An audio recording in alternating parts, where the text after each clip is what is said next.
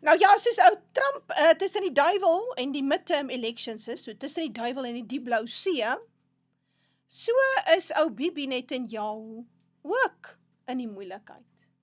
En sy probleem is dit, daar is groot verkiesings hierdie jaar aan die gang, ek dink op die laatste Oktober maand, en sy publiek is baie kwaad vir hom, want hy het hulle baie goedjies beloof, en hy het hulle seuns gevat vir oorloë, en hy het nie die oorloë gewen nie. Nou ja, so, hy het nie die oorlog teen Hamas gewen nie, al het hy Gaza letterlik 'n tweede Hiroshima gemaak, en nog steeds besig is om burgerlikes daar te vermoor. Hy het nie daar geslaag nie. Hy het nie daarin geslaag om Hezbollah op hulle plek te sit nie. Hezbollah het eintlik die IDF op hulle plek gesit. En hierdie hele idee van drone warfare het Hezbollah baie aktief en baie goed gebruik teen die tanks wat so inkom daar oor die Libanon grens. Want eintlik wat daar gebeur is, Hezbollah is 'n weerstandsbeweging. Die Libanese regering is uitverkoop aan die Jode in die VSA. Dis maar soos hier by ons in Suid-Afrika ook gebeur het met ou de Klerk. So met die gevolg is, hulle het nie eintlik 'n weermag om van te praat nie. Die weermag wat eintlik daar is maar Hezbollah, wat ontstaan het nadat die IDF in 2006 probeer het om Libanon se grond te steel. So toe het daai ouens by hulle self bymekaar gekom en gesê, ons sal iets moet doen, want ons regering beteken niks. En so is Hezbollah gestig. So Hezbollah het niks te doen met 'n terroristebeweging nie. Hulle is 'n weerstandsbeweging wat probeer om hulle grond te behou, want ons weet die Joodse staat is grondhonger. En dit het alles te doen met hulle messiaanse idee, dat hulle Messias, volgens hulle rabbies, moet nou kom hier iewers in 2027, en hy kan net kom, as hulle nou al die grond gevat het tussen die Nyl en die Efraat, wat natuurlik Libanon en Sirië en so aan insluit. Anders kan hulle Messia nie kom nie. Staan natuurlik nêrens in jou Bybel nie. Maar nou ja, hulle glo nie, soos wat jy glo nie. Hulle glo nie eens wat in jou Bybel staan nie. Ek praat dan eers van die Nuwe Testament nie. So, hulle is glo die Talmud, reg. Ag, hulle werk ons maar net bietjie deur die ore om vir ons te verduidelik. Eintlik glo hulle ook 'n bietjie in die Ou Testament, nie hulle doen nie. Want die Ou Testament is vol van Jesus Christus. En so hulle glo dit definitief nie.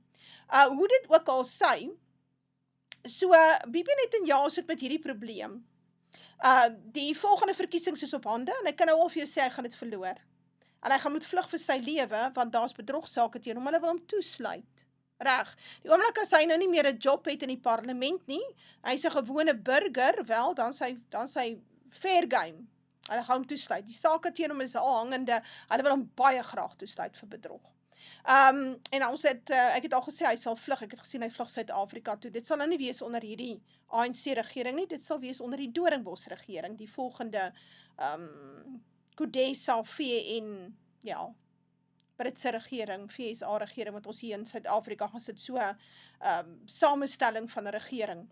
Hoe dit ook al sy, so, Bibi Netanyahu en die Joodse staat is in geweldige groot krisis. Die VSA en die Jode het effektiewelik die Iran-oorlog verloor, hulle moes kapituleer, die VSA kon niks verder doen teen Iran nie, want sy basis is verwoes, sy radars is verwoes, en hy het nie genoeg ammunisie om terug te skiet nie. Die interceptors is te duur, en hulle sukkel om 40 op 'n maand te maak. So met die gevolg is, hulle moes nou settle vir 'n aantal dinge, en dit was vir die Joodse staat geweldig ontstellend. Hulle het hulle hare uit hulle kop uitgetrek, en hulle klere geskeur, en ja, die tipe van ding.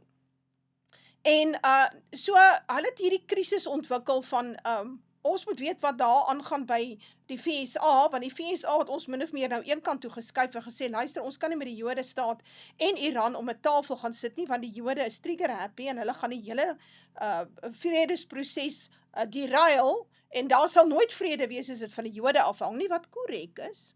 En met die gevolg is, die Jode het baie radikaal geraak, en begin om 'n grootskaalse spionasieplan van stapel te stuur teen die VSA.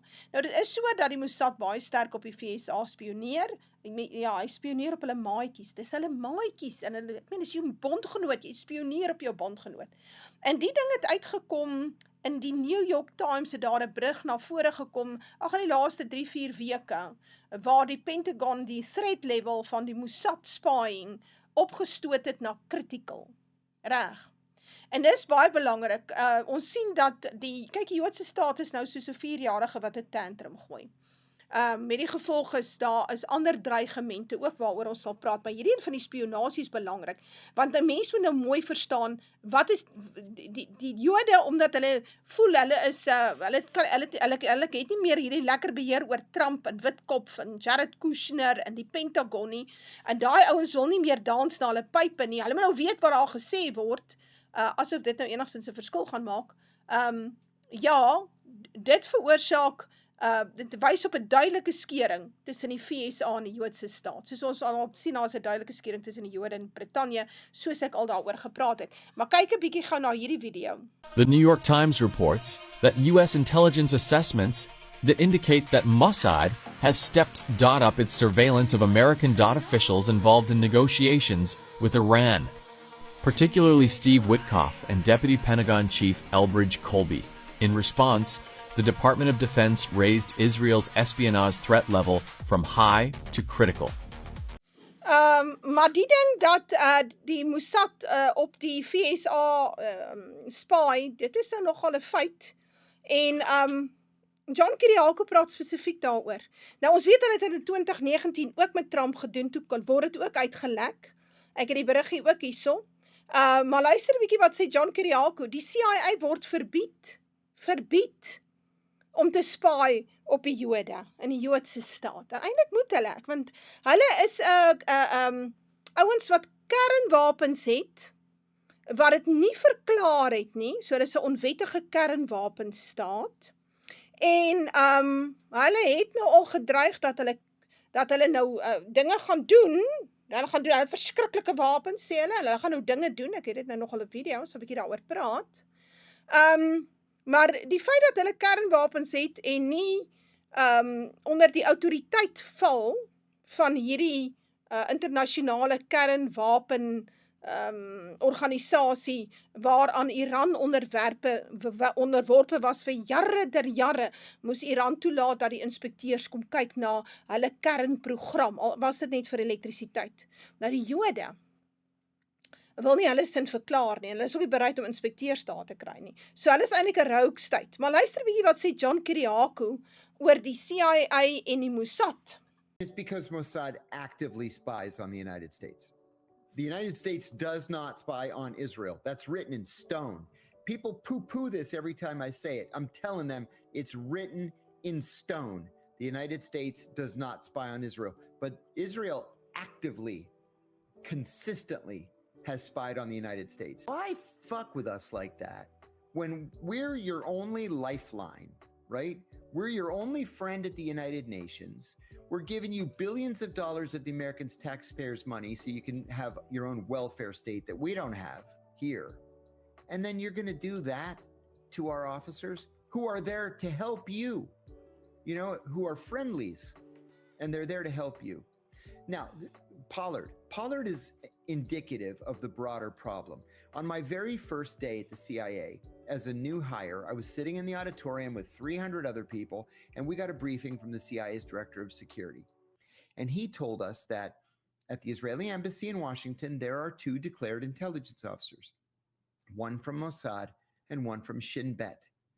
But the FBI had identified 187 undeclared Israeli intelligence officers spread all across the United States, mostly trying to infiltrate American defense contracts.